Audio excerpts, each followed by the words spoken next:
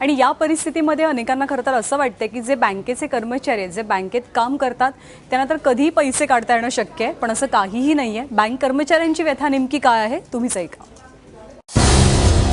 आता माझ्या रिजनमध्ये आमच्याकडे 11 ब्रांचेस येतात. त्या 11 ब्रांचेसमध्ये 1-2 ब्रांचेस सोडल्या तर सगळीकडे अतिशय तीव्र टंचाई आहे रोख रकमेची. उद्याला येऊन एखाद्याने 24,000 पाहिजे तर सगळ्यांनीच 24,000 करता रांग लावली तर 24,000 देता येतील असं होणार नाही कदाचित, जर उद्यापर्यंत नाही रक्कम उपलब्ध झाली तर.